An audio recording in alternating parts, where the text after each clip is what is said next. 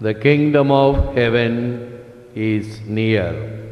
மத்தேயு 10 அதிகாரம் 7 திருவசனம்.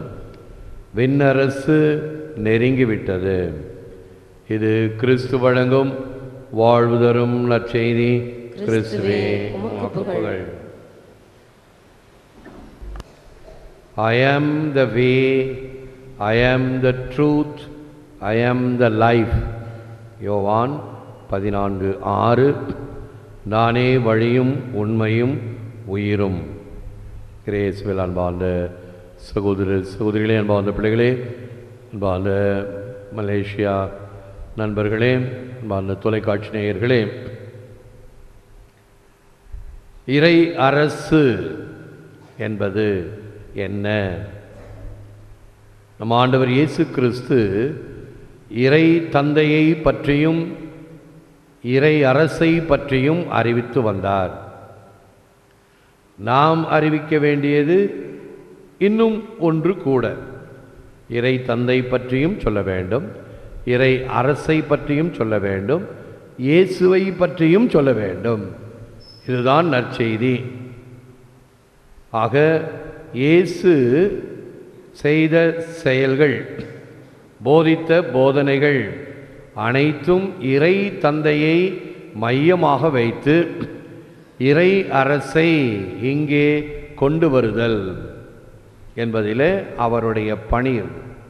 என் பணி முடிந்தது, எல்லாம் முடிந்தது என்று அவர் சிலுவையிலே தலை சாய்க்கும் பொழுது எதற்காக வந்தாரோ அந்த பணி நிறைவேறுகிறது. Mission accomplished. பிறப்பிலிருந்து இறப்பு வரை 12 வயது சிறுவனாக இருக்கும் பொழுதே என் தந்தையின் பணியை நிறைவேற்றுவது என் கடமை, என் தந்தையின் இல்லத்தில் இருப்பது எனக்கு உரிமை, கடமை என்பது உங்களுக்கு தெரியாதா என்று தன் பெற்றோர்களிடமே கேட்டவர். ஆக we preach kingdom of God not so much by talking about it but by living it. இறை அரசை நாம் அறிவிப்பது அதை பற்றி அதிகம் பேசுவதால் அல்ல, மாறாக அதை வாழ்வதால். ஏற்கனவே உங்களுக்கு சொல்லியிருக்கிறேன், ஆப்பிரிக்கா தேசத்தில் ஒரு கிராமத்தில் கிறிஸ்துவத்தை பற்றி அறிவிக்க வேண்டும், கிறிஸ்துவத்தை அங்கு அறிமுகப்படுத்த வேண்டும், கொடுக்க வேண்டும் என்றால் மேடை போட்டு இந்த கன்வென்ஷன்ஸ் கூட்டங்கள், ஜெப கூட்டங்கள் இப்படியாக செய்வதல்ல. வீடுகளை சந்தித்து மக்களுக்கு டிராக்ட்ஸ் என்று சொல்லக்கூடிய பலவிதமான அச்சடித்த காகிதங்களை கொடுத்து அறிவிப்பது என்பது அல்ல. மாறாக என்ன செய்வார்கள்? ஒரு நல்ல கிறிஸ்துவ குடும்பத்தை அந்த ஊரில் சென்று அவர்களோடு வாழ வைப்பார்கள். அதான் இயேசுவினுடைய பணியும். இயேசு என்ன செய்தார்? வார்த்தை மனு உருவானார், நம்மிடையே குடிகொண்டார்.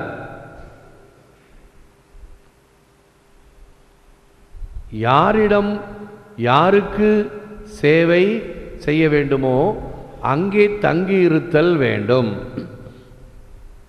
பங்கு தளம் என்றால் பங்கு தந்தை அந்த பங்கில் தங்கி சேவை செய்ய வேண்டும். இந்த பங்கில் எனக்கு வசதி பத்தாது, நல்ல கட்டட வசதி இல்லை, காற்று வசதி இல்லை, ஆகவே நான் பேராயர் இல்லத்தில் சொகுசாக தங்கி கொண்டு அங்கிருந்து வந்து திருப்பலி வைத்துவிட்டு போகிறேன் என்று சொல்வது சரியாகுமா? நம் கோவிலுக்கு அருகிலே ஒரு மருத்துவமனை இருக்கிறது. மருத்துவமனையிலே மருத்துவர்கள், செவிலியர்கள் இருக்க வேண்டும். நேற்று இரவு 12 மணி வரை நான் வாசற்படியிலே உட்கார்ந்திருந்தேன். அங்கே வேலை செய்வதை மேற்பார்வையிட்டு கொண்டிருந்தேன். ஒரு 3-4 பேர் ஒரு 11 மணிக்கு ஒரு குழந்தையை தூக்கிக்கிட்டு வேக வேகமாக போனாங்க. இந்த நேரத்தில் எங்கே போகிறாங்க? பஸ் இல்லை, ஒன்றும் இல்லை, எல்லாம் நின்று போச்சு, பஸ் ஓட்டமெல்லாம். அடுத்த 10-20 நிமிஷம் திருப்பி போனாங்க. ஓ, பக்கத்தில் ஆஸ்பத்திரிக்கு போயிருப்பாங்க. அப்போ அந்த சமயத்திலே மருத்துவர் அங்கே இருக்க வேண்டும். நம் ஆண்டவர் இயேசு கிறிஸ்துவினுடைய மிகப்பெரிய பெருமை என்ன? அந்த கடவுள் என்ற வலிமையை, மகிமையை வலிந்து பற்றி கொண்டிருக்க வேண்டியதொன்றாக கருதாமல் அதை விடுத்து மனித தன்மை ஏற்று, அதுவும் அடிமையின் தன்மை பூண்டு சாவை ஏற்கும் அளவுக்கு, அதுவும் சிலுவை சாவையே ஏற்கும் அளவுக்கு கீழ்ப்படிபவர் ஆனார். பிலிப்பியருக்கு எழுதிய திருமுகம் 2ஆம் அதிகாரம் 5ஆம் வசனம். இதுதான் இயேசுவினுடைய தனிப்பெரும் சிறப்பு. இந்த மக்களுக்காக நான் இறங்கி வந்து செயல்படுகிறேன் என்பதும். 2 உதாரணங்கள் சொல்கிறேன். ஒன்று, ஒருத்தர் ஜன்னல்லேருந்து பார்க்குறாரு, பலத்த புயற்காற்று அடிக்கிறது, மழை பெய்கிறது, ஒரு 20-30 வாத்துக்கள் அங்கேயும் இங்கேயும் ஓடுது. அவருடைய வீட்டில் ஒரு கார் ஷெட் இருக்குது. ஆகவே இவர் கொஞ்சம் கரிசனத்தோடு இந்த வாத்துக்களை இந்த கார் ஷெட்டுக்குள்ளார அனுப்பினோம் என்றால் இந்த மழைக்கு கொஞ்சம் பாதுகாப்பாக இருக்குமே என்று சொல்லி ஒரு குச்சியை வச்சுக்கிட்டு அந்த வாத்தெல்லாம் துரத்துறாரு கார் ஷெட்டு நோக்கி. அது வேறு வேறு இடத்துக்கு தான் ஓடுதே தவிர கார் ஷெட்டுக்கு போக மாட்டேங்குது. ஏதோ நம்மளை ஒரு பொறியில் மாற்றாங்களோ என்ற ஒரு தற்காப்பு எண்ணம் அதுக்கு வந்ததோ என்னவோ தெரியல. அப்போ இவர் நினைத்தார், நான் நினைப்பது என்ன செய்ய வேண்டும் என்று எண்ணுகிறேனோ அது இந்த வாத்துகளுக்கு புரியவில்லையே. ஒருவேளை நானும் வாத்து போல இருந்தால், வாத்து பேசுகிற பாஷையில் சொல்லி இந்த இடத்துக்கு போனால் பாதுகாப்பு என்று சொல்ல முடியுமோ என்று நினைத்தாராம். இயேசு அப்படி நினைக்கவில்லை. நான் மேலே இருந்து கொண்டு இந்த மக்களுக்கு மீட்பை தருகிறேன் என்று அல்ல, கீழே இறங்கி வந்தார். இன்னொரு உதாரணம், ஒரு மனிதனுக்கு கனவிலே காவல் தூதர் தோன்றி, நீ மோட்சத்துக்கு வர வேண்டும், உன்னுடைய பணி முடிவடைகிறது, இந்த உலகத்திலே நீ மோட்சத்துக்கு வர வேண்டும். அவர் உடனே அவர்கிட்ட கேட்குறார், ஐயா காவல் தூதரே, எனக்கு இன்னும் சில பணிகள் எல்லாம் இருக்கின்றன, இவைகளை எல்லாம் முடித்து விட்டு வருகிறேனே, இன்னும் கொஞ்சம் அவகாசம் கொடுங்கள். சரி, அவகாசம் கொடுக்கப்பட்டது. இன்னும் சில காலம் கழித்து மறுபடியும் அதே காட்சி. இன்னும் சில பணிகள் முடியவில்லை, எல்லாம் பிறருக்காக செய்ய வேண்டிய பணிகள், அவைகளை முடித்து விட்டு வருகிறேனே. சரி, பரவாயில்லை. 3வது முறையும் அப்படியே நடக்கிறது. பிறகு இவரே வானதூதரிடம் இறைஞ்சுகிறார், என் பணி எல்லாம் முடிந்துவிட்டது, நான் இப்பொழுது விண்ணகத்துக்கு வரத்துக்கு தயார், என்னை அழைத்துக்கொள் என்று சொன்ன பொழுது வானதூதர் பதில் சொன்னாராம், இப்போ நீ எங்கே இருக்கிறன்னு நினச்சிட்டு இருக்கிற, நீ ஏற்கனவே விண்ணகத்துக்கு அருகில் இருக்கிறாய், ஆகவே நீ விண்ணிற்குள் நுழைவாய். விண்ணரசு நெருங்கிவிட்டது என்று இந்த தியானத்தை நாம் துவக்கினோம். இறைவன் அரசு இங்கே நம்மில் இருக்கிறது என்றால் அது எப்படி இருக்கும்? பிறருடைய கரிசனத்திலே நாம் வாழ்தல். வழக்கமாக நான் படித்திருக்கிறேன், இப்பொழுது அடுத்து நான் சொல்லக்கூடிய ஒரு கருத்து, அதை ஃபேஸ்புக்கில் ஒருத்தர் படத்தோடு அனுப்பியிருந்தார், மகிழ்ச்சியாக இருந்தது. நரகத்துக்கும் மோட்சத்துக்கும் என்ன வித்தியாசம் அப்படின்ற ஒரு கருத்தை. நரகத்தில் இருக்கிறவங்க நல்ல சாப்பாடு மேஜையில் இருக்குது, ஆனால் அவங்க கையில் நீண்டமான ஒரு கரண்டி இருக்குது. இந்த கரண்டியில் சாப்பிட முடியாது, எடுத்தது வாய்க்கு போக முடியாது. எல்லாம் பெரிய கரண்டியை வச்சுக்கிட்டு எப்படியாவது சாப்பிடணுன்னு முயற்சி பண்ணுறாங்க, முடியல. மோட்சத்தில் என்ன நடக்கிறது? அதே சம்பவம், அதே நிலைமை. ஆனால் அங்கே ஒருவர் மற்றவருக்கு அந்த உணவை ஊட்டுகின்றார், அதனால் மகிழ்ச்சி அடைகிறார்கள். இதுதான் விண்ணகம். அந்த விண்ணரசு நம்மிடம் வர வேண்டும் என்றால் நாம் நம்முடைய வாழ்க்கையால் இந்த விண்ணரசை அறிவிக்க வேண்டும்.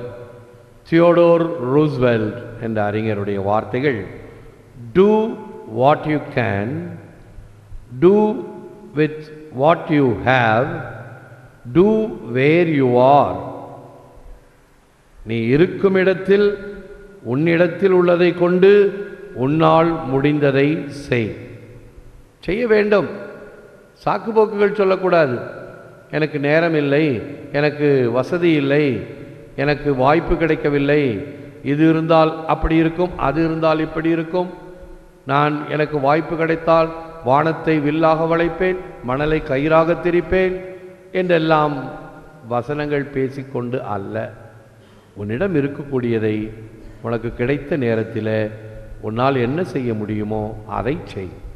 நான் என்ன செய்கிறது என்று வாளாயிருத்தல் அல்லது இறக்கப்பட்டு கொண்டு சொச்சோ பாவம் அப்படின்னு அதோட முடிஞ்சு போச்சு நம்ம கதை.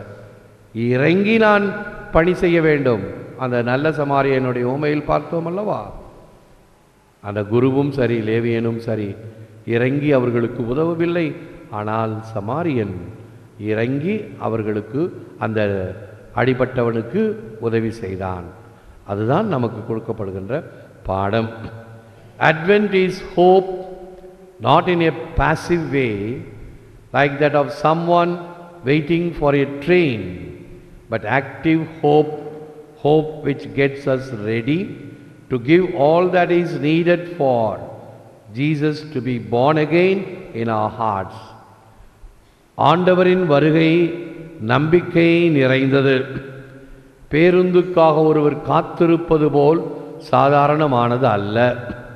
நம் இதயத்தில் மீண்டும் பிறக்கவிருக்கும் இயேசுவுக்காக அனைத்தையும் கொடுக்க ஆயத்தமாயிருக்கும் உயிருள்ள நம்பிக்கை. The kingdom prepared for you since the creation of the world. உலகம் தோன்றியது முதல் உங்களுக்காக ஏற்பாடு செய்யப்பட்டிருக்கும் ஆட்சியை உரிமை பேராக பெற்றுக்கொள்ளுங்கள் என்பதுதான் நம்முடைய கைமாறு. முழந்தால் இருப்போம், செபிப்போம்.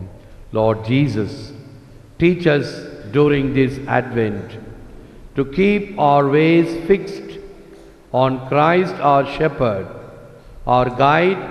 May the grace of this season bring us back to his way. எங்கள் ஆயனும் வழிநடத்துவோருமாகிய கிறிஸ்துவின் மீது எங்கள் கண்களை பதிக்க இத்திருவருகை காலத்தில் கற்றுத்தாரும்.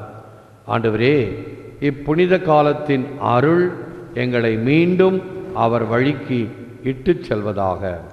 எல்லாம் வல்லவரே, நல்லவரே, உம்மை போற்றுகிறோம், புகழ்கிறோம், நன்றி கூறுகின்றோம், ஆராதிக்கின்றோம். தேவரீதாமே, இந்த நற்கருணையிலே எமக்காக விற்றிருக்கின்றேன். உமக்கே நன்றி, துதி, தோத்திரம், புகழ், மகிமை உண்டாவதாக. விண்ணரசை வாழ்ந்து காட்டக்கூடிய வகையில் எமக்கு கொடுக்கப்பட்ட நேரம், தருணம், வாய்ப்பு இவைகளை பயன்படுத்தி வெறும் சொற்களால் அல்ல, எங்கள் வாழ்க்கையால், சொல், செயல், சிந்தனை அனைத்திலுமே